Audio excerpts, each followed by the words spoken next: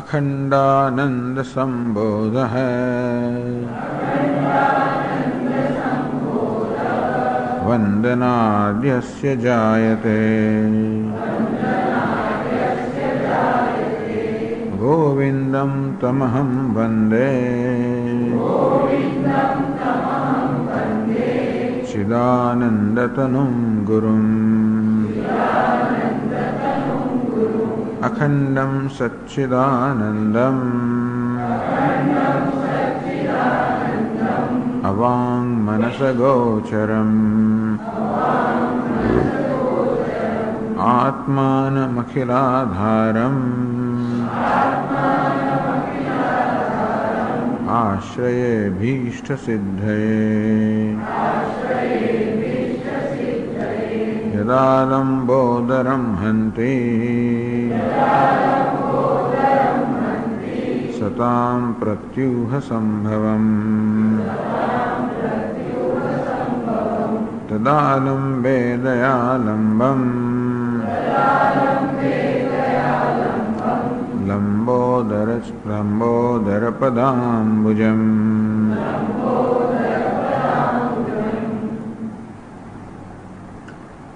यस्य वंदनात् अखंडानंद संबोधो जायते જેને વંદન કરવાથી અખંડાનંદ તત્વનું ઉત્તમ જ્ઞાન થાય છે તમ ગોવિંદમ અહમ વંદે અમારા ગુરુજી ભગવાન ગોવિંદ પાદને અથવા તો એ પરમાત્મા ભગવાન કૃષ્ણ ગોવિંદને હું નમસ્કાર કરું છું. ચિદાનંદ તનુમ ગુરુમ સચ્ચિદાનંદનું સ્વરૂપ છે જે અમારા ગુરુ છે એવા ભગવાન ગોવિંદને હું નમસ્કાર કરું છું.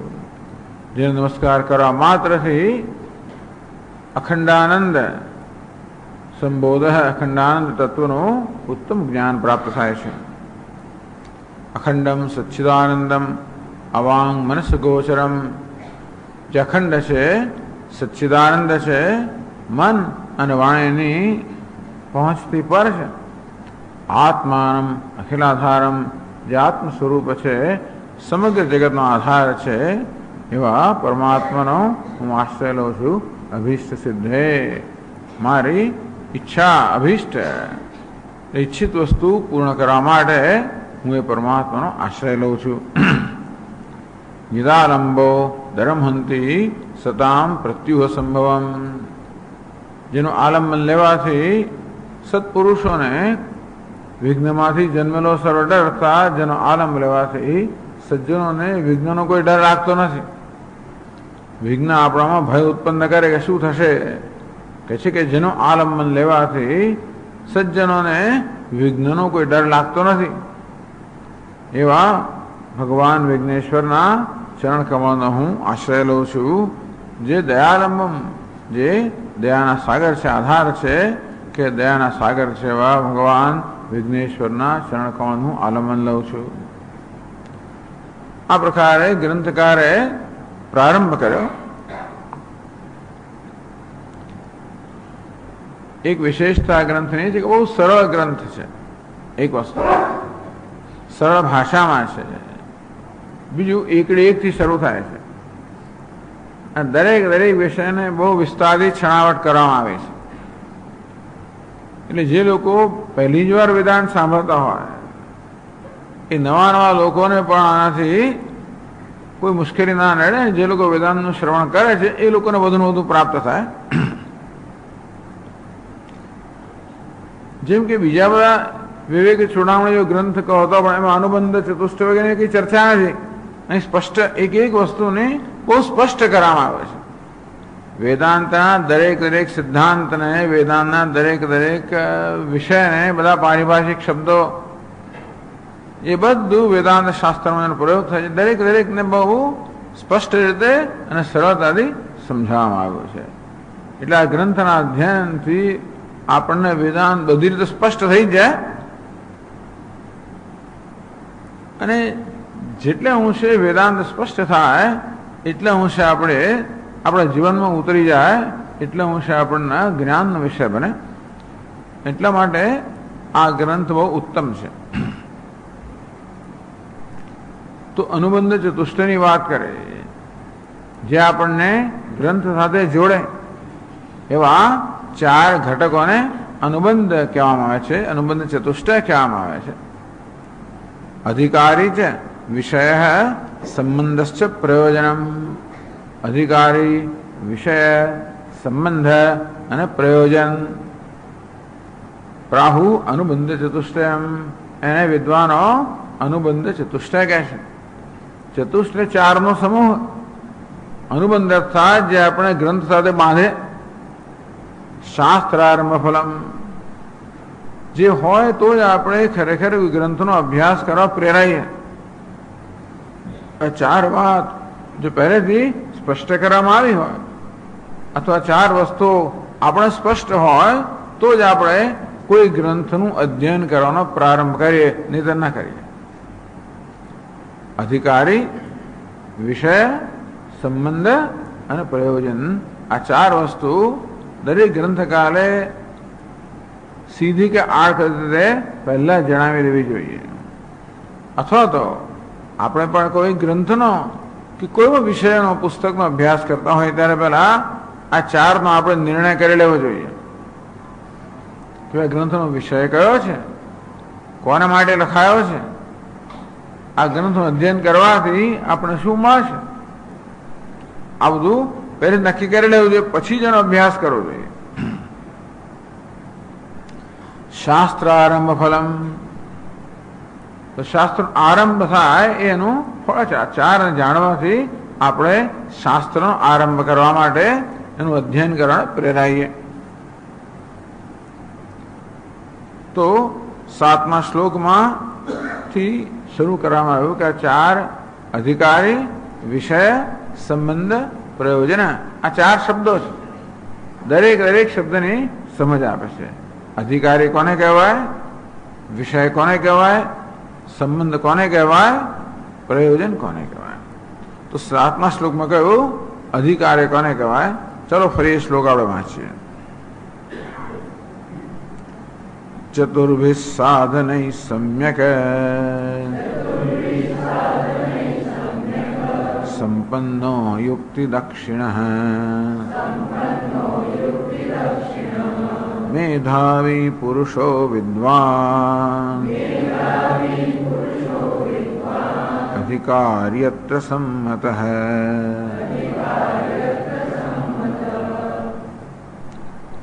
ચતુર્ભિ સાધનૈ સમ્યક સંપન્ન, જે ચાર સાધનથી સારી રીતે સંપન્ન હોય, અર્થાત જે આ ચાર સાધન ધરાવનારો હોય. કહે છે કયા ચાર સાધન છે? વિવેક, વૈરાગ્ય, સમાધિ, ષટક સંપત્તિ, મુક્ષુત્તમ કહે છે ગ્રંથકાર પોતે છે. આ ચાર સાધન, જેને સાધન ચતુષ્ટય કહેવામાં આવે છે, ચાર સાધનનો સમૂહ. ચતુર્ભિ સાધનૈ સમ્યક સંપન્ન. આ ચાર સાધન જે સારી રીતે ધરાવનારો હોય.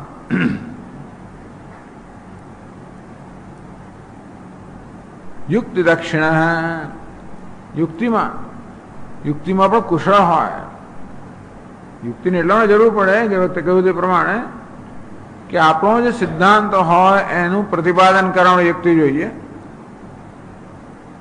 તદુપરાંત જે પૂર્વ પક્ષી હોય, વિરોધી હોય, એ વિરોધીની યુક્તિનું ખંડન કરવા માટે પણ યુક્તિ જોઈએ. ઘણી વાર થતું હોય છે કે આપણે વર્ગમાં સારી રીતે સમજ્યા અને કોઈને કહેવા જઈએ, સમજાવવાનો પ્રયત્ન કરે, અને પેલો એવી એક બે દલીલો કરે ને કે આપણે ગૂંચવાઈ જઈએ.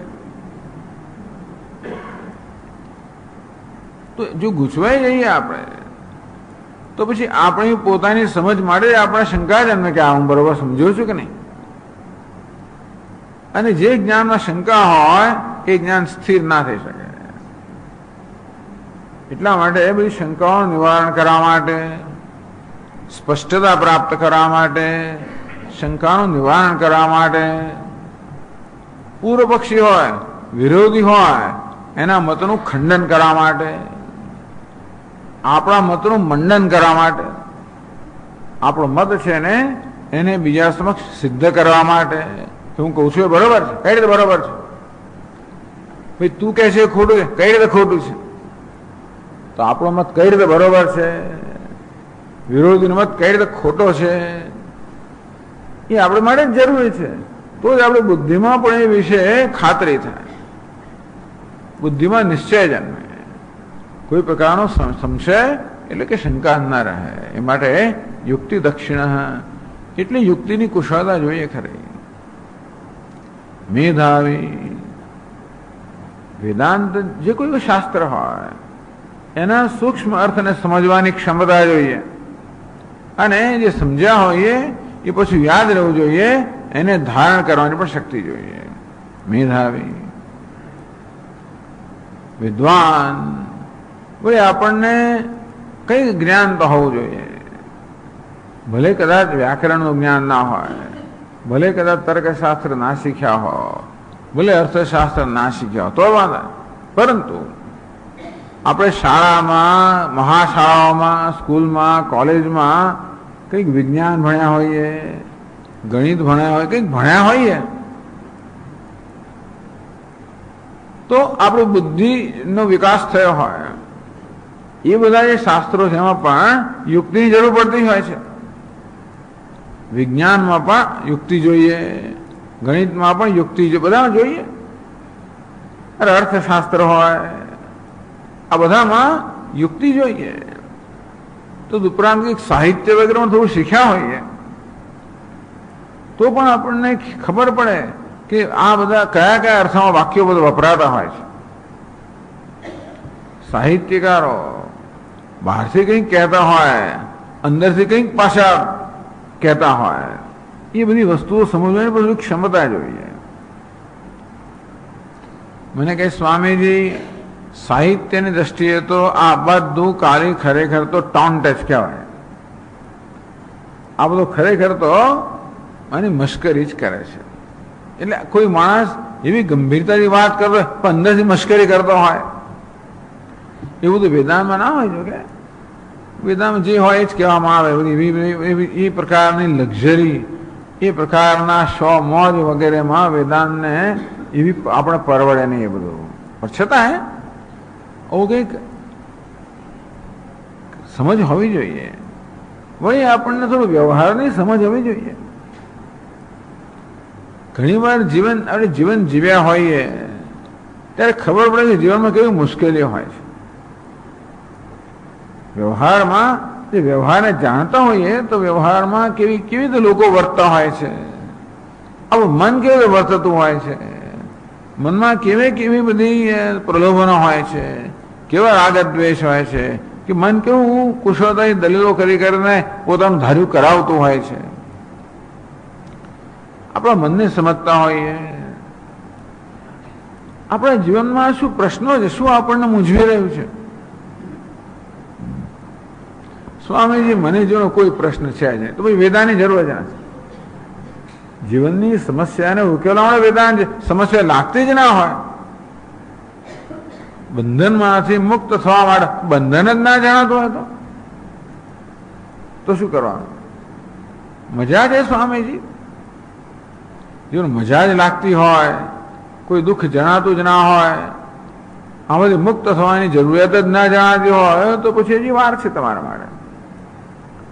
અથવા આપણને મુક્ત થવું હોય પછી મને ખાતે છે કે મારી પાસે આ સાધનો છે તો હજી વાર છે. એટલે વિવેક, વૈરાગ્ય વગેરે ખાસ તો આપણા જીવનનું વિશ્લેષણ આપણા જીવનના વિશ્લેષણ પર રચાયેલા છે. વેદાંત શાસ્ત્ર તો આપણા રોજબરોજના અનુભવો પરથી જ આપણે શીખવાડે છે. એટલે કંઈક અનુભવ હોય, કંઈક એના પર વિચાર થયેલો હોય તો પછી આપણે વેદાંત શાસ્ત્ર શીખવાડે છે એ બધી વસ્તુઓ સ્પષ્ટ થાય. આવું કંઈક હોવું જોઈએ થોડું ઘણું. એટલે હવે આ સ્વામીજી મારે નક્કી કર્યું કે 35 વર્ષથી નીચેના વેદાંતના કોર્સમાં લેવા જ નહીં. પેલા 20-22 વર્ષના આવે ખરા, શું છે વેદાંત? મોક્ષ. એટલે મોક્ષ એટલે શું? અંદર હોય બીજી કઈ વસ્તુ ને એમને અમને મોક્ષ જોઈએ છે, પછી ખબર પડે કે અમને જોતું બીજું કઈ, પછી લગ્ન કરવાની જરૂર પડે, પેલી જરૂર પડે, ફલાણી જાત જાતની. એટલે ટૂંકમાં હજી પોતાના મનને સમજ્યા જ નથી. જે લોકો જીવનમાં શું ઈચ્છીએ છીએ એ નહીં સમજ્યા તો ઘણી બધી મુશ્કેલીઓ નડતી હોય છે. એટલે કે થોડીક મેચ્યોરિટી, કંઈક જીવનની પરિપક્વતા હોવી જોઈએ.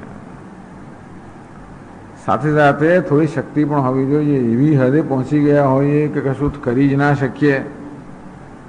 આપણે સમજ્યા કે આપણું વર્તન બદલવું જોઈએ, પણ સમજ બદલાય તો દિવસો ગયા આવે. એવું છે કે ના હોવું જોઈએ. કંઈક તો માણસમાં તાકાત હોવી જોઈએ જેથી પોતાના મન સામે લડી શકે, પોતાની વૃત્તિઓને ધીમે ધીમે વાળી શકે, પોતાના પરિવર્તન લાવી શકે, ટેવોમાંથી મુક્ત થઈ શકે. ના સ્વામી, હવે આ તો ટેવ જાય જ નહીં, આ તો બદલાય જ નહીં. તો પછી આમાં એવું છે ને, આપણે વેદાંત આપણે તો સમગ્ર જીવનમાં પરિવર્તન લાવે છે. પહેલા આપણી વિચાર સરણીમાં, આપણી દ્રષ્ટિમાં પરિવર્તન લાવવું. આપણે જીવન વિશે દ્રષ્ટિ ધરાવતા હોય, દરેકે દરેક ધરાવતો જ હોય. મોટો ફિલોસોફર હોય કે પછી અભણો હોય, દરેકની જીવન માટે એક દ્રષ્ટિ છે કે જીવનનું ધ્યેય શું છે, એ ધ્યેય કેમ પ્રાપ્ત કરવું, હું કોણ છું, જગત કેવું છે, ઈશ્વર કેવો છે. આ બધા પ્રકાર વિશેના અભિપ્રાયો દરેક માણસ ધરાવતો હોય છે. કોઈ અપવાદ નથી.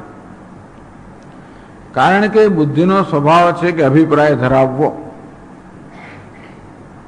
દરેક વસ્તુ માટે અભિપ્રાય હોવાનો જ બુદ્ધિમાં. તેથી આપણા અભિપ્રાયો આપણે વેદાંત શાસ્ત્ર સાંભળીએ ત્યારે ખબર પડે કે ભાઈ આ બધા અભિપ્રાયો ખરેખર સાચા છે કે ખોટા છે. આપણે એમ જણાય કે મારો અભિપ્રાય કે મારી માન્યતા બરોબર નથી તો પછી છોડવા માટેની તૈયાર તો જોઈએ ને. ઘણા અભિપ્રાયો કે ઘણા આપણા માન્યતાઓ એટલી બધી અંદર દ્રઢ થઈ ગઈ હોય છે કે આપણે વગર વિચારે એના આધારે વર્તતા હોઈએ છીએ. ટૂંકમાં ઘણીવાર આપણી બુદ્ધિની માન્યતાઓ કે બુદ્ધિના અભિપ્રાયો આપણા વ્યક્તિત્વમાં એટલે હદ સુધી ઘૂસી ગયા હોય છે. હવે ટેવ બની ગયા હોય છે ત્યારે વધારે મુશ્કેલી પડે. તો એ ટેવને પણ બદલવાની આપણે તૈયારી હોવી જોઈએ, એ માટેની ક્ષમતા હોવી જોઈએ. આ બધું જોઈએ.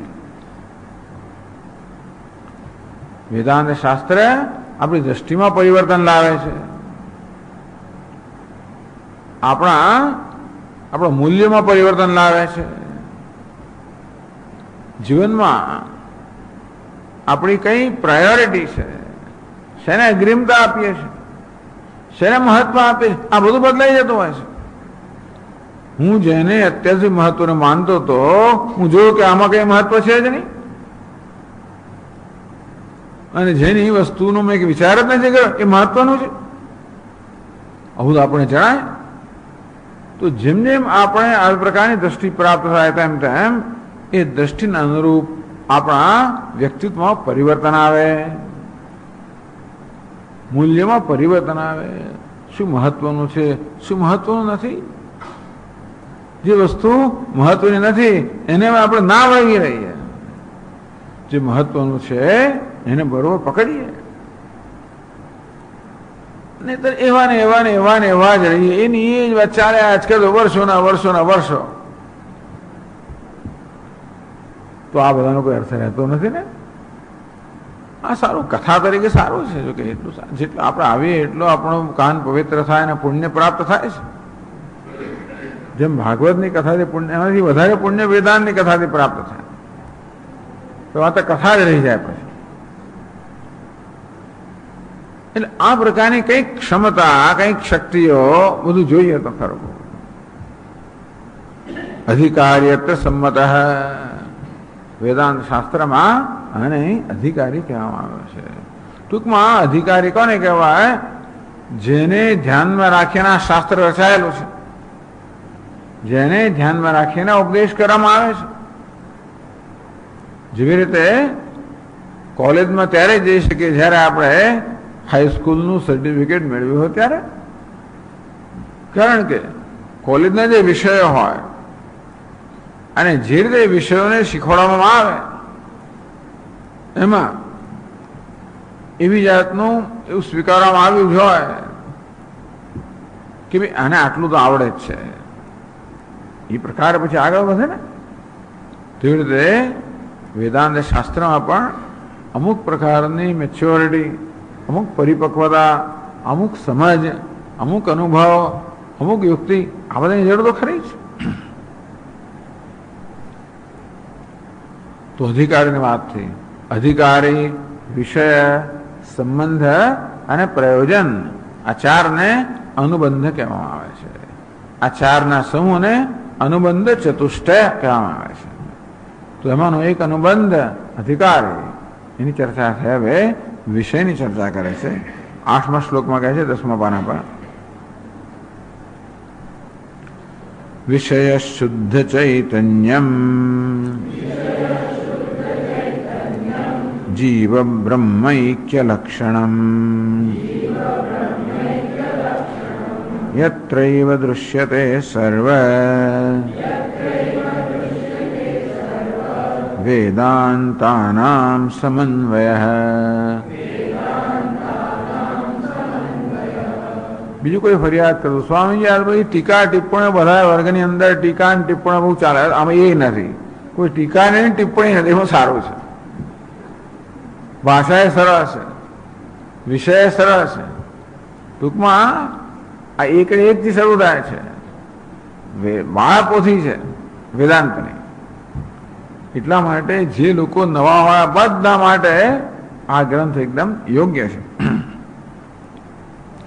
વિષય શુદ્ધ ચૈતન્યમ.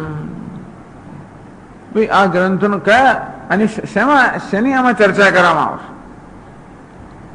મુખ્યત્વે કયા વિષયની આ ગ્રંથમાં ચર્ચા કરવામાં આવે? શુદ્ધ ચૈતન્યની. કે ચૈતન્ય અશુદ્ધ પણ હોય અને શુદ્ધ પણ હોય. જીવાત્માને અશુદ્ધ ચૈતન્ય કહીએ, પરમાત્માને શુદ્ધ ચૈતન્ય કહીએ. ચૈતન્ય અશુદ્ધ તો ના હોય, પણ આ ઉપાધિની સાથે મને જાણે કે અશુદ્ધ બની ગયો હોય. વાસ્તવમાં હું તમે બધા ચૈતન્ય જ છીએ.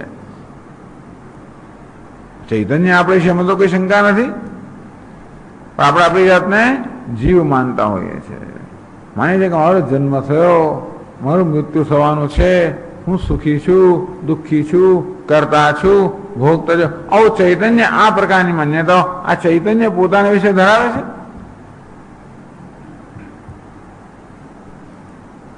અને ચૈતન્ય અર્થાત પોતાના વિશેની આત્મા વિશેની આવી માન્યતાઓ જ આપણે બહુ દુઃખ આપનારી છે. સુખી હો તોય દુઃખ, દુઃખી હો તોય દુઃખ અને સુખી હો તોય દુઃખ. સુખી હોય તો શું દુઃખ છે સ્વામીજી? સુખી હોવ એટલે એ સુખને વળગી રહેવું પડે, એને વળગી રહેવા માંગો, પકડી રાખવા માંગો. એ સરખી જવા માંગતું હોય એને પકડવું, સંઘર્ષ. દુઃખ આવવા માંગતું હોય એને સતત એની સાથે ઝઘડો કરવો, એને ટાળવાનો પ્રયત્ન કરવો, પાછું દુઃખ. આમ પોતાને સુખી માનવો, દુઃખી માનવો, કરતા માનવો, ભોગતા માનવો, પિતા પુત્ર મા દીકરી જે માનીએ આ દરેક માન્યતા દુઃખ આપનારી છે. માને દુઃખ, દીકરીને દુઃખ, સાસુને પણ દુઃખ, પુત્રવધુને પણ દુઃખ, પતિને પણ એક નામ દીધું દુઃખ. પતિ એટલે દુઃખ, પત્ની એટલે દુઃખ, પુત્ર એટલે દુઃખ, બધું દુઃખ જ. આ ચૈતન્યને કશું પણ નામ આપ્યું, એને પિતા કહો, પુત્ર કહો, માતા કહો, પુત્રી કહો, અરે સફળ કહો, નિષ્ફળ કહો ને સફળ કહો તોય સફળ નહીં દુઃખ. એક વાર 2020 જીત્યા, વર્લ્ડ ચેમ્પિયન થયા, પછી એમને અભૂતપૂર્વ સ્વાગત થયું. 1 કરોડ ના ફલાણા કરોડ આ બધા અનેક પ્રકાર ઇનામો જાહેર થયા. હવે તો પછી જવાબદારી આવે ને, આપણું એ પ્રકારનું જે પરફોર્મન્સ છે, એ પ્રકારનો આપણો જે રમત છે જાળવી રાખવી પડે. પછી પેલા 1 વાર હાર્યા, 2 વાર હાર્યા, હાર કરીએ તો કેવું લાગે? પછી મને દયા આવે છે આ લોકો પર ખરેખર બિચારાને. ક્રિકેટ જેવું ત્યારે મને થાય કે અરે રે આ ટીમ બિચારા આ લોકો જીતીને આવ્યા અને કેટલું સરસ, અને કેવી એમની હાલત થાય છે. રડવું આવે આપણને ખરેખર. એટલે એ લોકોને કેટલું ટેન્શન કે હવે અમારી પાસે કયા પ્રકારની અપેક્ષા છે. આપણે અપેક્ષા એકદમ વધારે મૂકીએ સફળતાને કારણે. સફળ માણસને સફળ રહેવાની પણ જરૂરિયાત પડે ને. પછી સ્કૂલની અંદરથી પરીક્ષાના રિઝલ્ટના દિવસે આવીએ પાછા, એટલે બધા વડીલોને બધા પોળના નાકે જોવા કેટલા માર્ક્સ આવ્યા, કેટલા નંબર આવે. પહેલો નંબર, બીજો પછી કેટલા નંબર આવે, બીજો આવે. અરે પહેલો ના આવ્યા. એક વાર પહેલો નંબર લાવ્યા એટલે પછી જરૂરિયાત બની જાય પહેલો નંબર લાવવાની. સફળતામાં દુઃખ છે. રાજાએ દુઃખ, રંકને પણ દુઃખ, ધનવાનને પણ દુઃખ, ગરીબને પણ દુઃખ. ટૂંકમાં આ ચૈતન્યમાં કશું પણ પૂંછડું લગાડ્યું, કશી પણ વિશેષતા લગાડી. આમ તો આપણે એવા જ છે કે વિશેષતાઓ લગાડવામાં સુખ માનીએ છીએ, એટલે ઉપાધિઓ લાંબી કરતા રહીએ છીએ. BA, MA, PhD, BCom, ફલાણા LLB આમ કરતા કરતા લાંબુ, જેટલું લાંબુ કરીએ ને એટલી દુઃખની પરંપરા વધારે. આપણે એમ કે જેટલું લાંબુ કરીએ એટલે આપણે કંઈક છીએ, પણ જે કંઈક હોય એ બીજું કશું તો ના હોય ને. પાછળ હું કશું જ છું એટલે બીજું, એટલે બીજા પાસે હોય પછી મને એની ખોટ લાગે, એની પાસે મારી પાસે નથી. ભલે ને મને મહિને 1 લાખ રૂપિયા પગાર મળતો હોય અને સરસ એર કન્ડિશન મારી ઓફિસર બધું હોય, અને બહાર પેલા ક્લાર્કને 5000 પગાર મળતો હોય, તો ભાઈ તો ખરું ને, એને ચિંતા નહીં કશી. આવે એ કામ કરીને જતો રહે, સમય પ્રમાણે આવે, સમય પ્રમાણે જતો રહે. એ કામ કરે પછી એનો સાહેબ એનો બધું તપાસવું પડે, એની કોઈ જવાબદારી જ નહીં. પેલા કે કેવું સારું, આવું હોત તો કેવું સરસ થાય. કારણ કે જેટલો વધારે પગાર મળે, જેટલી ઊંચી પદવી હોય, એટલી વધારે જવાબદારી હોય, એટલે વધારે ચિંતા હોય. સ્વાભાવિક છે, મફત તો કોઈ આપે જ નહીં. હિન્દુસ્તાને આટલી 8.9% બધો આપણો જાત જાતનો બધો વિકાસ ચાલે છે ને. આવકો કેટલી વધી ગઈ, પેલી કેટલી કિંમત ચૂકવવી પડે તો કોઈ ગણતરી કરતું નથી. માણસોને કેટલું ટેન્શન વધ્યું. હવે માણસે 12, 14, 15 કલાક કામ કરવું પડે, એટલે ઘરના લોકોની સાથે એને મળવાનું થાય જ નહીં. એને કારણે કેટલું ટેન્શન વધ્યું. પેલો એ કરતો ને પેલી કરતી હોય તો એ લોકોને એપોઇન્ટમેન્ટ લેવું.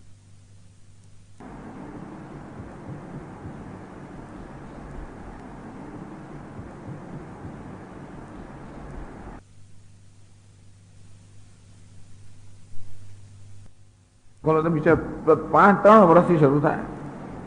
મેડિકલમાં જશે ત્યારે 3 વર્ષની કેજીમાં જુનિયર કેજીથી શરૂ થઈ જાય.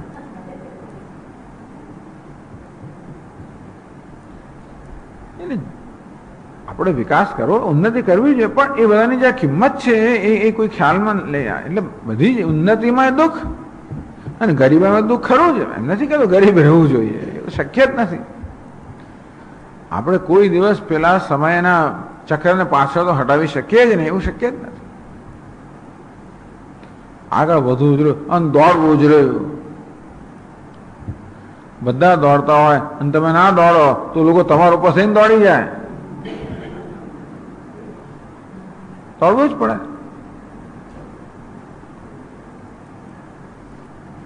આ બધું આ કશામાં દુઃખ હોવાનું કારણ નથી. એવું છે કે આ બધું દુઃખ જન્માવનારું છે. દુઃખ કોણ છે? આપણા વિશેનો ખ્યાલ, હું સફળ છું એ ખ્યાલ દુઃખ જન્માવનારો છે. હું નિષ્ફળ છું એ ખ્યાલ દુઃખ જન્માવનારો છે. હું મોટો છું ખ્યાલ જન્માવનારો, દુઃખ જન્માવનારો છે. હું નાનો છું એ ખ્યાલ દુઃખ જન્માવનારો છે. શુદ્ધ ચૈતન્ય, આ તો બધા ચૈતન્ય પર આરોપિત કરવામાં આવેલા ખ્યાલ છે. આ તો બધા વેશ છે. વેશને જ ચૈતન્ય માની લેવામાં આવે તો કેટલી મુશ્કેલી. ભિખારીનો વેશ પહેરે પોતાની ભિખારી માની લેવામાં તો કેટલી મુશ્કેલી. બીજા કરોડપતિ ભિખારીના ખ્યાલને કારણે અનેક પ્રકારનો સંતાપ સહન કરી રહ્યો છે. શુદ્ધ ચૈતન્ય વિષય એ વેદાંત શાસ્ત્રના વિષય શુદ્ધ છે. ચૈતન્ય શુદ્ધ છે. ચૈતન્યમાં આ બધી અશુદ્ધિઓ તો એનો ચૈતન્ય સ્વભાવ નથી, એ તો આરોપિત છે. બે સ્ફટિક શુદ્ધ છે તો લાલ દેખાતો હોય એ લાલાશ ચૈતન્યનો આ સ્ફટિકનો ધર્મ નથી. તેમ ચૈતન્ય પણ સ્ફટિક સમાન શુદ્ધ છે. એમાં પેલું કર્તૃત્વ, ભોક્તૃત્વ, પિતાપણું, માતાપણું, સુખીપણું, દુઃખીપણું દેખાતું હોય એ ચૈતન્યનો ધર્મ નથી, બીજા કશાકથી આવે છે. આમ સમજાવીને એમના ને કે તું શુદ્ધ ચૈતન્ય, તો કે હા પણ હું અત્યારે મારી જાતના વિશે જે ખ્યાલ ધરાવો ક્યાંથી જન્મે એ બધું વેદાંત સમજાવે આપણને. જીવ બ્રહ્મૈક્ય લક્ષણ, શુદ્ધ તો એક જ હોય, અનેક હોય જ ના શકે. હું શુદ્ધ ચૈતન્ય હોઉં અને તમે શુદ્ધ ચૈતન્ય હો તો તમે હું જુદા હોય જ ના શકીએ. કારણ કે તમને ને હું ને જુદા પાડનાર કોણ? આ શરીર તો શુદ્ધ ચૈતન્ય હું હોઉં, શુદ્ધ ચૈતન્યમાં કોઈ વિશેષતા ના હોય, હું નિર્વિશેષ ચૈતન્ય હોઉં, તમે પણ નિર્વિશેષ ચૈતન્ય, તો તમે એક જ હોવા જોઈએ. છતાં આપણે એકબીજાને જુદા માનીએ, પાછું દુઃખ. જે હકીકત છે કે વાસ્તવિકતા છે એના કરતા જુદો ખ્યાલ ધરાવો એટલે દુઃખ. વાસ્તવિકતા કે તમે છો તે હું છું. માન્યતા શું છે? તમે જુદા ને હું જુદો, દુઃખ. જે જુદું છે ને જુદું જાણવાનું, એક છે ને એક જાણવાનું. આ શરીર જુદું છે અને ચૈતન્ય જુદું છે, આ બે જુદા એને એક માનવું, પાછું દુઃખ. આ ચૈતન્ય અને હું ચૈતન્ય એક છે એને જુદા માનવા, એમાં દુઃખ. અને આ શરીર અને ચૈતન્ય જુદા છે એને એક માનવું, એ પણ દુઃખ. એટલે આ માન્યતામાંથી દુઃખ છે બધું. જીવ બ્રહ્મૈક્ય લક્ષણમ, જીવન બ્રહ્મનું ઐક્ય જેનું લક્ષણ છે. તો જીવન બ્રહ્મના ઐક્યથી જેને લક્ષિત કરવામાં આવે છે એવું શુદ્ધ ચૈતન્ય. જીવ એટલે નાનક મર્યાદિત ચૈતન્ય, બ્રહ્મ એટલે આ મર્યાદિત ચૈતન્ય. વાસ્તવમાં એ બંને એક જ છે. એવું શુદ્ધ ચૈતન્ય એટલે કે પરમ બ્રહ્મ એ વેદાંત શાસ્ત્રનો વિષય છે. શા પરથી કહો છો ભાઈ? શા પરથી કહો છો કે શુદ્ધ ચૈતન્ય કહો, બ્રહ્મ કહો, પરમાત્મા કહો, ઈશ્વર કહો? એ જ વેદાંત શાસ્ત્રનો વિષય છે. એવું કેમ કહો છો? યત્રૈવ દૃશ્યતે સર્વ વેદાંતાનામ સમન્વય. બધા વેદાંત એટલે ઉપનિષદ, વેદાંત એટલે ઉપનિષદ. તો સર્વ વેદાંતાનામ સમન્વય, બધા ઉપનિષદમાં તો સમન્વય, બધા ઉપનિષદો આ વિષયમાં સંમત છે. બધા ઉપનિષદો બધા ઉપનિષદો એકની જ વાત, આની જ વાત કરે છે. સર્વે વેદા યત પરમામનંતિ, બધા જ વેદ, બધા જ ઉપનિષદ એક કંઠે જે કહી રહ્યા છે. દરેક ઉપનિષદ અભ્યાસ કરીએ તો કોની વાત કરે છે?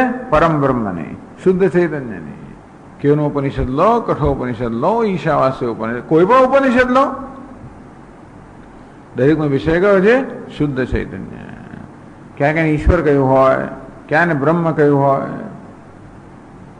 ક્યાં એને ભૂમા કહ્યું હોય, નામ જુદા ન હોય, પરંતુ આપણે જોઈએ કે દરેક ઉપનિષદ, વેદાંત, સર્વ વેદાંત એ બધા એમાં જ એનો સમન્વય છે, એક વાક્યતા છે. એ બધા એમાં સંમત છે. યત્રૈવ દૃશ્યતે સર્વ વેદાંતાનામ સમન્વય, કારણ કે બધા જ વેદાંતો આ એક જ વિષયની વાત કરે છે. એટલે અમે કહીએ છીએ કે વેદાંત શાસ્ત્રનો વિષય પરમ બ્રહ્મ છે, શુદ્ધ ચૈતન્ય છે. એટલે કે જીવ બ્રહ્મૈક્ય લક્ષણમ, જેને જીવ માનવામાં આવે છે વાસ્તવમાં બ્રહ્મ છે. જેને અલ્પ માનવામાં આવે છે પૂર્ણ છે. જેને મર્ત્ય માનવામાં આવે છે વાસ્તવમાં અમર્ત્ય છે, અવિનાશી છે, અમર છે. આવો આ વેદાંત શાસ્ત્રનો વિષય છે. અધિકારી અને વિષય, આ વિષયને છણાવટ કરવામાં આવે, એને સમજવાની ક્ષમતા ધરાવે, એને અધિકારી કહેવાય. યોગ્ય એ વ્યક્તિ યોગ્ય કહેવાય આ ગ્રંથનું અધ્યયન કરવા માટે અથવા અધ્યયનમાંથી લાભાન્વિત થવા માટે. તો ત્રીજો સંબંધ એની વાત કરે છે. એતદૈક્ય પ્રમેયસ્ય પ્રમાણસ્યાપિ ચ શ્રુતેઃ સંબંધઃ કથ્યતે સદ્ભિઃ બોધ્ય બોધક લક્ષણઃ.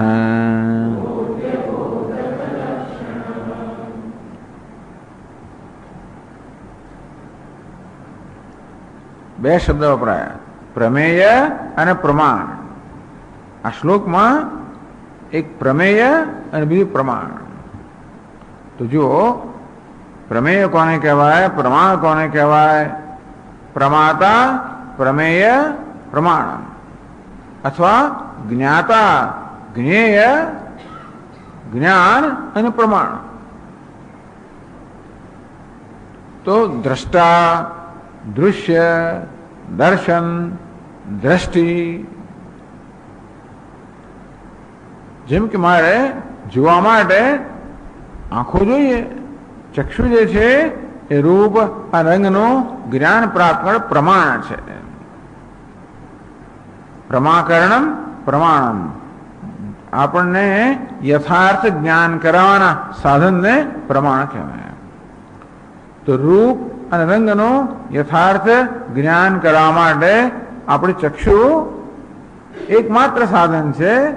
ચક્ષુ રૂપ અને રંગના જ્ઞાન માટે પ્રમાણ છે. અત્યારે આ શબ્દો સાંભળવા માટે એકમાત્ર સાધન જે છે તમારી કર્ણેન્દ્રિય, શ્રોત્રેન્દ્રિય. શ્રોત્ર જે છે એ શબ્દ સાંભળવા માટેનો યથાર્થ જ્ઞાન પ્રાપ્ત કરવાનું સાધન છે. ટૂંકમાં આ પાંચેય જ્ઞાનેન્દ્રિયો છે. જગતના 5 વિષય છે. તે જ્ઞાનેન્દ્રિય તે વિષયનું જ્ઞાન પ્રાપ્ત કરવાનું યથાર્થ જ્ઞાન પ્રાપ્ત કરવાનું સાધન છે. શ્રોત્રેન્દ્રિય શબ્દનું, સ્પર્શેન્દ્રિય સ્પર્શનું, ચક્ષુરેન્દ્રિય રૂપરંગનું, રસનેન્દ્રિય સ્વાદનું, ઘ્રાણેન્દ્રિય ગંધનું. આમ શબ્દ, સ્પર્શ, રૂપ, રસ, ગંધ જગતના 5 પદાર્થો છે. અને ભગવાન આપણને 5 જ્ઞાનેન્દ્રિયો આપેલી છે, જે દ્વારા આપણે તે પદાર્થનું જ્ઞાન પ્રાપ્ત કરવાનું.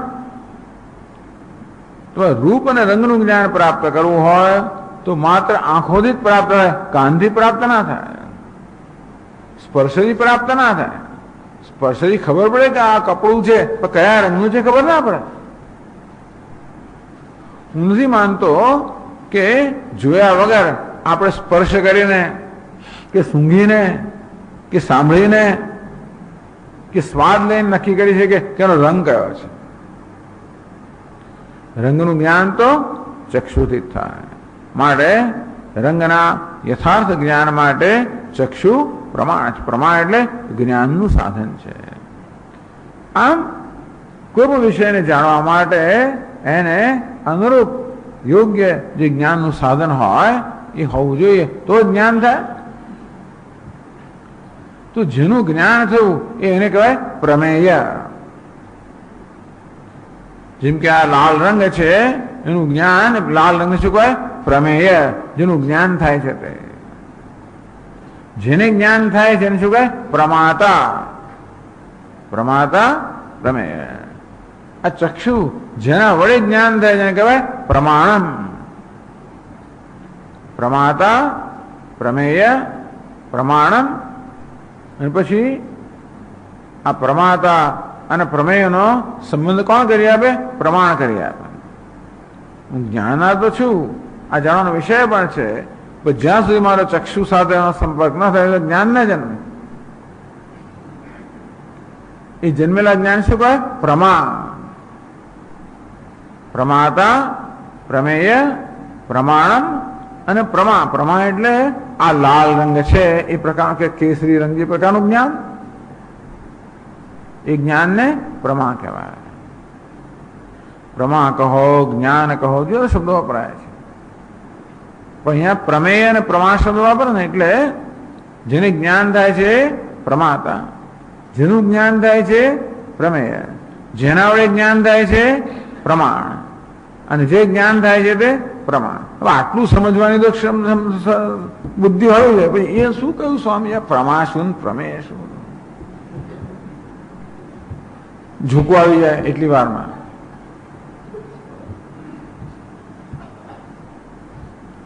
જરાક વિચારવાનું તરત ઝૂકવું આવી જાય. તો પછી આપણે આગળ વધી શકીએ નહીં. પછી આવતી વખતે પછી શું કહ્યું સ્વામી? પ્રમાણ એટલે શું?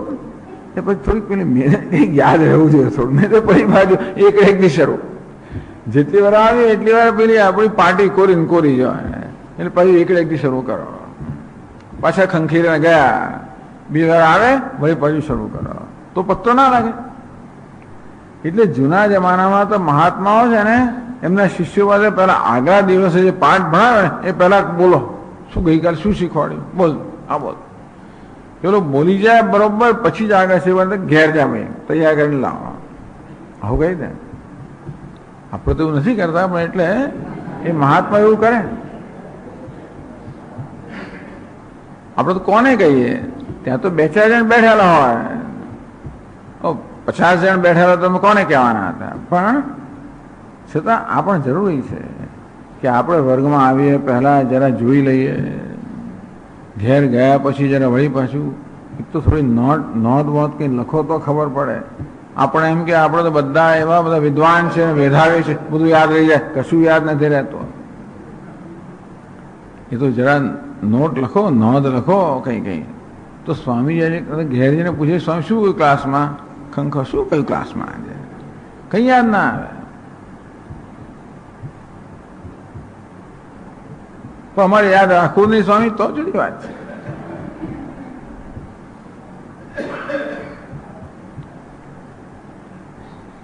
ઘરે જઈને થોડો વિચાર કર્યો હોય કે આજે ક્લાસમાં શું શું થઈ ગયું, પછી બીજી વાર આવતા પહેલા ગયા વખતે શું થયું હતું, વળી પાછું પેલી નોંધ લખી હોય તો કંઈક યાદ આવે ને. પાછું બરોબર તાજું થઈ જાય. આવી એટલે તૈયાર હોય. એવું કંઈક હોય તો અમે હવે આપણે જયારે સ્કૂલમાં હતા એવું તો કરવું જ પડતું હતું ને. નહીં તો ભણાય કેવી રીતે? ત્યારે તો બધું ભણીએ ને કે પરીક્ષા આપવાનું બધું કરવાનું હોય. નહીં તો પરીક્ષા તો હોતી નથી. સ્વામીજી આમાં પરીક્ષા ખરી? એમાં સર્ટિફિકેટ મળે ખરું? મૂકું પરીક્ષા નથી તોય આટલી તકલીફ છે. પરીક્ષા હોય તો મને પોણા ભાગના લોકો ફરકે જ નહીં કે ભાઈ આ તો પરીક્ષા.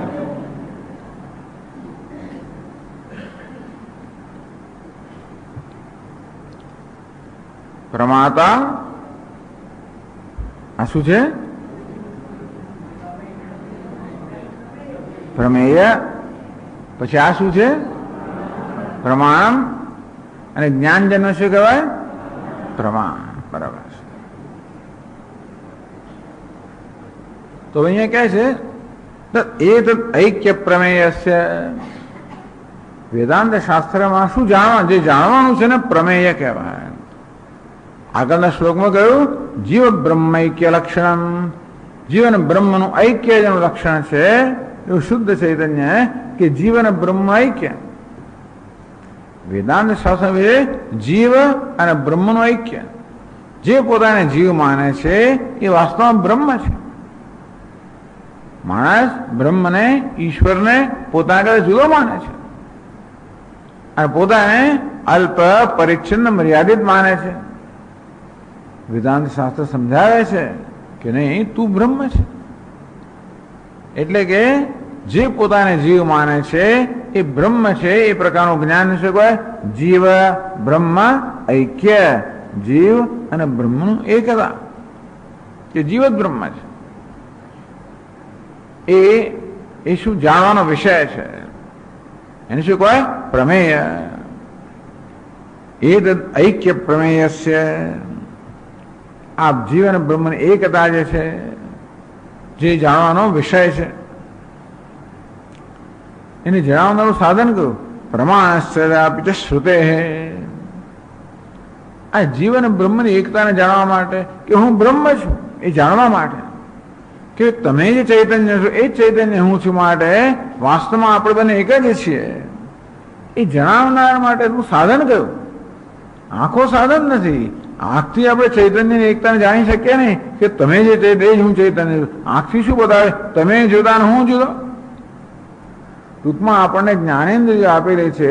એ જ્ઞાનેન્દ્રિય વડતા આપણે કોઈ દિવસ ચૈતન્યને જાણી ના શકીએ. એની એકતાને જાણવાની ક્યાં વાત કરવી?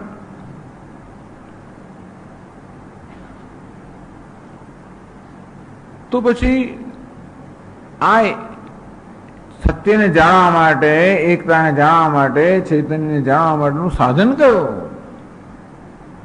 તો કે શ્રુતિ એટલે કે ઉપનિષદ કે વેદાંત. ટૂંકમાં ગુરુજી જયારે વેદાંતનું પ્રતિપાદન કરે ત્યારે એ શબ્દો જે છે, એ શબ્દ જે છે આપણા માટે જ્ઞાનનું સાધન બને, ઓળખાણ આપે. જે વસ્તુ છે એની ઓળખાણ આપે. જેવી રીતે આપણે કોઈ સાથે વાત કરી રહ્યા હોઈએ પણ યાદ ના આવે કે આ વ્યક્તિ કોણ છે. ઘણી વાર થાય જોયું છું, હૈયે છે પણ ઉઠે નથી, એવું થાય. યાદ ના આવે, ખંજવાઈએ. પછી કોઈ આવે કે સ્વામીજી જોઈ ગયા કે આ સ્વામીજી થોડા ગૂંચવાઈ ગયા લાગે છે, એટલે તરત આવીને સ્વામીજી આને ઓળખ્યો? આ ફલાણા ફલાણા. તરત યાદ આવે. હા, તો જે અનુભવનો વિષય છે પછી ઓળખાતો નથી. એ ઓળખ માટે આવો કોઈને શબ્દો, એ વાક્ય પ્રમાણ બન્યો. પ્રમાણ એટલે એ જ્ઞાનનું સાધન. એને ઓળખવાના જ્ઞાનનું સાધન કયું બન્યું? આ વાક્ય જે છે કે આ તો દેવદત્ત છે, એ દેવદત્તને ઓળખવાનું સાધન બન્યું ને. ભાઈ આંખોથી જોઉં છું પણ તો એ દેવદત્તનો યાદ નથી આવતો. એ જ્ઞાન તો બુદ્ધિમાં થવું જોઈએ, બુદ્ધિમાં કે થતું નથી. એટલા માટે કયું પ્રમાણ બન્યું? એ વ્યક્તિનું વાક્ય કે આ દેવદત્ત છે. જો કે 10મો છોકરો જેને ખોવાઈ ગયેલો માનવામાં આવે છે, માન્યતા, 10મો છોકરો ખોવાઈ ગયો, હું 10મો નથી, આ પ્રકારની માન્યતાને કારણે શોધખોળ ચાલે છે ને 10માની. ત્યાર પછી કોઈ આવીને કહે કે તું 10મો છે, એ વાક્ય કહ્યું ને એને શું થયું? જે છે એની ઓળખ થઈ. બરોબર ને? એ 10મો છે તો ખરો જ, પણ એની ઓળખ નથી, એના વિશે ખોટો ખ્યાલ ધરાવે છે. તેથી આ વાક્ય પેલા ખોટા ખ્યાલને દૂર કરે. 10મો ખોવાઈ ગયો છે, હું 10મો નથી, એ ખોટો ખ્યાલ જે અનેક પ્રકારના દુઃખનું કારણ હતો, એ ખોટા ખ્યાલને દૂર કરીને તે સાચું જ્ઞાન કોણ જન્માવે? પેલું વાક્ય, તું 10મો છે. આ રીતે જે આપણા અનુભવનો વિષય છે, પરંતુ જેના વિશે આપણે ખોટા ખ્યાલ ધરાવીએ છીએ, એને સાચી રીતે જાણવા માટે શું જોઈએ? આપણે કોઈ કહેનારું જોઈએ. 10મો છોકરાને પોતાને ક્યારે કલ્પના આવે છે કે હું 10મો છું? શું થાય તો એને ખબર પડે કે હું 10મો છું? કઈ નહીં, તો સુધે જ કરવાનો છે. જેમ ના જડે તેમ એની શોધ ઉલટી વધારે ચાલવાની છે. સમય એક દાડો તને ખબર પડે, ધ્યાન કરતો ખબર પડે ને કે હું 10મો છું. કેવી ખબર પડે? ધ્યાન કરનારો કોણ છે? જેને માન્યતા છે કે 10મો ખોવાઈ ગયો છે, એ જ ધ્યાન કરનારો છે. અને તેથી એ 10મો ખોવાઈ નથી ગયો એવું કોઈ દિવસ સૂઝે જ નહીં ને. અને તેથી કોઈ જાણકાર હોય એના શબ્દો, એનો ઉપદેશ એ માટે જ્ઞાનનું સાધન બને. તેવી રીતે હું બ્રહ્મ તો છું જ, શું માનું છું? હું તો જીવાત્મા છું, દુઃખી છું. હવે હું જે કરું જીવનમાં એનાથી આ માન્યતા ઉલટી વધારે દ્રઢ થતી જાય છે. હું દુઃખી છું, એ માન્યતા દ્રઢ, દુઃખ જ મળ્યા કરે આખો દાડો. એટલે હું દુઃખી છું, નિષ્ફળ છું, અને રોજ રોજ શરીર જો અરીસામાં નવા નવા સફેદમાં આવ્યા જ કરે છે. મર્ત્ય છું, મૃત્યુને અધીન. એટલે ટૂંકમાં જે બધી ખોટી માન્યતાઓ મારા વિશે ધરાવો છું, દુનિયાના અનુભવ તો એ બધી માન્યતાઓને ખરેખર તો સમર્થન આપતા છે. એટલે મારી માન્યતા બદલાવાની કોઈ સંભાવના જ નથી. અને તો પછી મારા વિશે સાચી મને સમજ કોણ આપી શકે? જે સમજ ધરાવે છે એ મને આપી શકે. કોણ ધરાવે છે? ગુરુ. ગુરુ શાસ્ત્ર. જ્યારે શાસ્ત્રની મદદથી ગુરુજી આપણને આપણે જ કોણ છીએ એ આપણે બતાવી શકાય. જેવી રીતે પેલા 10મા છોકરાના મનમાં ભૂસું ભરાઈ ગયું કે 10મો ખોવાઈ ગયો છે. ભૂસું એટલે ભ્રમ, અને હું 9મો છું. એને બતાવવાની રીત છે. ગુરુજી બરોબર રીત અપનાવે. તું કહે કે તું 10મો જોઈએ, સમજ ના પડે કે કોણે કહ્યું નથી, હું 10મો નથી એવું કહી દે તો મને ખબર છે હું કોણ છું. પણ એને કહેવાનું કે તેને 10મો ખોવાઈ ગયો એ નિર્ણય ક્યાંથી કર્યો? ગણતરી કરે. કેવી રીતે ગણતરી કરે બતાવો છે? એ પેલાને મિત્રો ઉભા રાખે અને ગણતરી કરે. 1 2 3 4 5 6 7 8 9. ત્યારે એને ખબર પડે કે આ કેમ આવી જાતની માન્યતા ધરાવે છે. પછી કે ચિંતા ના કરીશ, હું તને બતાવીશ 10મો ક્યાં છે. ક્યાં છે મહારાજ? ફરી બરોબર ગણતરી કર, એક ધ્યાનથી કર, સાવધાન બનીને કર. 1 2, ભૂલ તો નથી કરતો ને? 1 2 3 4. પછી જોયું તો કંઈક પછી સાઇન કરે. જેની ગણતરી કરે ને કે ઘણી વાર 2 વાર ગણાઈ જાય. એટલે જેની ગણતરી કરી એના વિશે કંઈક લે આવી તો આ દંડો પકડાશ. 1 2 3 4 5 6 7 8 9. તો 9 જ છે, 10મો ક્યાં છે? એટલે તું 10મો છે. હવે એની ટ્યુબલાઇટ એમને એમ 10મો છે ને તો સમજ ના પડે. આ પ્રકારની ભૂમિકા રચ્યા પછી એને કહેવામાં આવે ત્યારે તરત ટ્યુબલાઇટ છે કે હા, અરે મેં તો મારી જાતને જ ગણતરીમાં ના લીધી. તેવી રીતે તું બ્રહ્મ છે એમને એમ ના કહી દે આપણને. આ બધી ભૂમિકા રચે, જગતના સર્જનની વાત, જાત જાતની વાતો બધી કરે. એમ કરીને બરોબર ભૂમિકા રચ્યા પછી કે તું બ્રહ્મ છે, જે જગતનું કારણ છે, જે એક અદ્વિતીય છે એ બ્રહ્મ તું છે. ત્યારે ટ્યુબલાઇટ છે, વાત બરોબર છે. અને એની આપણું સ્વરૂપ, આપણો આત્મા એટલે કે હું, એ તો આપણા અનુભવનો વિષય છે જ, પરંતુ આ જગત પણ અનુભવનો વિષય છે જ, બ્રહ્મ પણ અનુભવનો વિષય છે જ. પણ આ જીવ, જગત અને બ્રહ્મા આ ત્રણેય વિશે ખોટા ખ્યાલ ધરવામાં આવે છે. જે ખોટા ખ્યાલ આપણા દુઃખનું કારણ છે. અને માટે એના વિશેની સાચી ઓળખ કોણ આપી શકે? જે પોતે ઓળખ ધરાવે છે. તે કોણ ધરાવે છે? ઉપનિષદ. એ દ્વારા ગુરુ. એટલે આપણને ગુરુજી તો ઉપનિષદમાં જે વસ્તુ જણાવવામાં આવી એનું પ્રતિપાદન કરે. પણ ગુરુ એટલા માટે જોઈએ કે જેથી ઉપનિષદનો વિષય આપણે સમજી શકીએ એ રીતે આપણે સમક્ષ રજૂ કરે.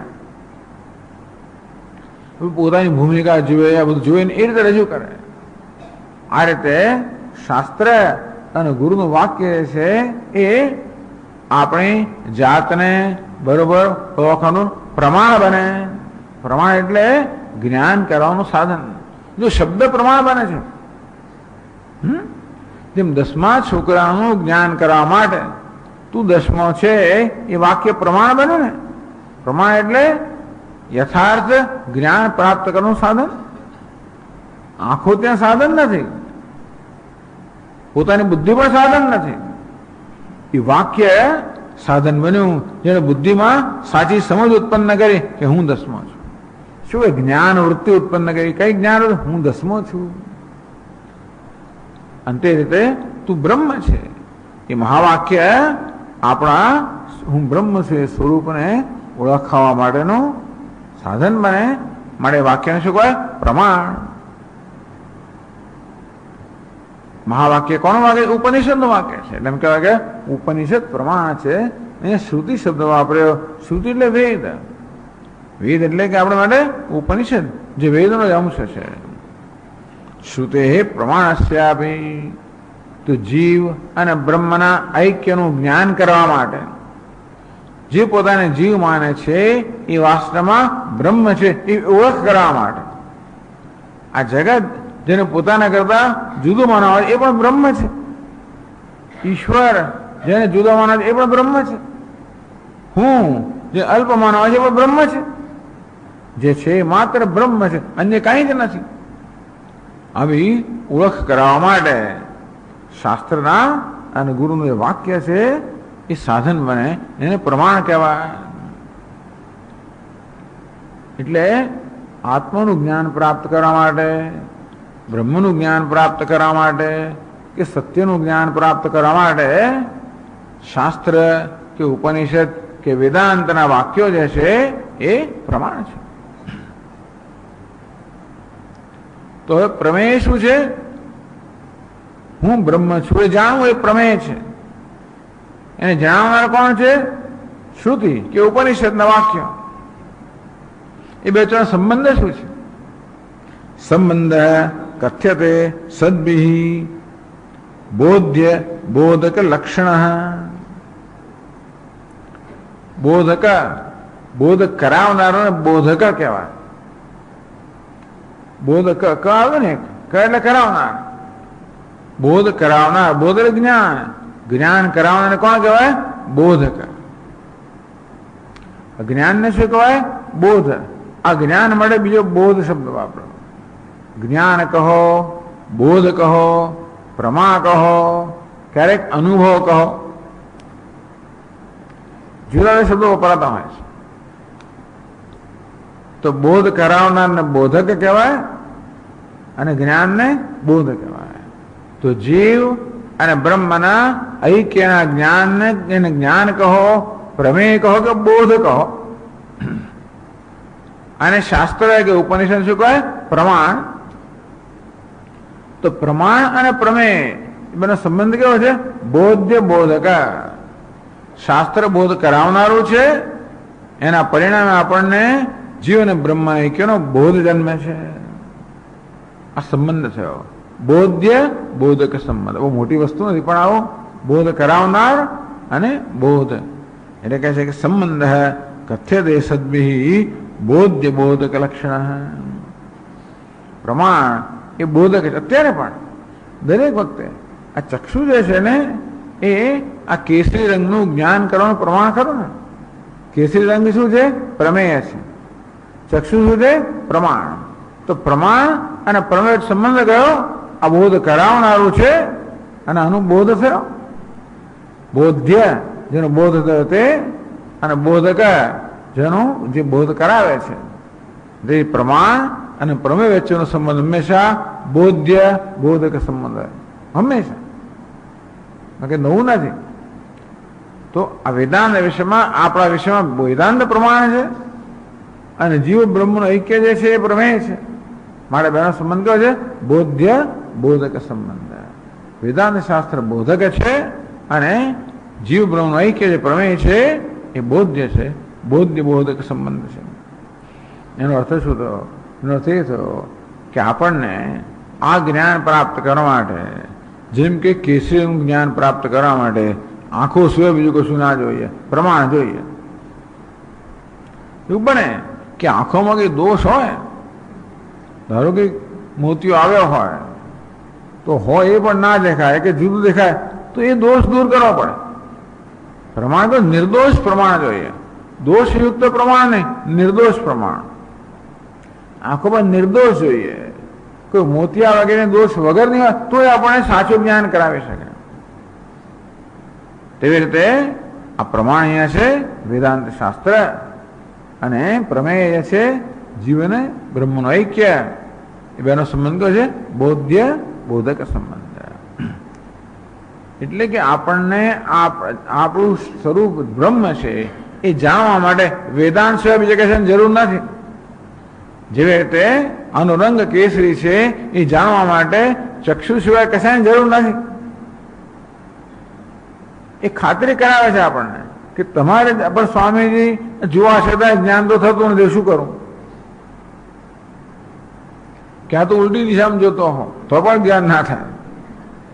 આ કપડું હોય આમ ને જોતો આમ બાઘા આમ મારતો તો પણ જ્ઞાન ના થાય. ના ધારી ધારીને જોતો હોય ને દેખાતું તો પછી આંખ બતાવી આવો ભાઈ. ધારીને જોવા છતાં પણ ન દેખાતો આંખ બતાવી આવો. તેવી એ પણ ના ના સ્વામીજી આંખથી દેખાડો ને માટે હું તો કાનથી જોઈશ, એ તો બનવાનું જ નથી. સમજ પડે? આંખથી ન દેખાતો આંખે જ આપણે બતાવી જોઈએ. એ આંખને નિર્દોષ બનાવી જોઈએ, દોષથી રહિત બનાવી જોઈએ. તેવી રીતે આ વેદાંતનું જ્ઞાન પ્રાપ્ત કરનારે, અરે આ જીવનમાં બ્રહ્મનું જ્ઞાન પ્રાપ્ત વેદાંત જ શાસ્ત્ર પ્રમાણ છે, બીજું કઈ નહીં. સોરી વેદાંત સમજ પડતી, લાવ તો હવે હું વ્યાકરણ શીખું, એમ ના સમજ પડે. વેદાંત સમજ પડે, પણ નથી પડતી તો ફરી વાર સાંભળો. કારણ કે આપણી બુદ્ધિમાં કંઈક દોષ હશે, એ દોષને કારણે વેદાંત સાંભળવા છતાં પણ આપણે સમજ ના પડે તો કઈ વાંધો નહીં, ફરી સાંભળો. કે રાગદ્વેષ રૂપી દોષો દૂર કરવા પડે. જેમ ચક્ષુમાંથી પેલો મોતીવાળો દોષ દૂર કરતો એવું બુદ્ધિમાંથી આ રાગદ્વેષ દોષ દૂર કરવા પડે. ચલો ભગવાનનું ભજન કરો, કંઈક સેવા કરો, કંઈક કરો તો રાગદ્વેષ દૂર થાય.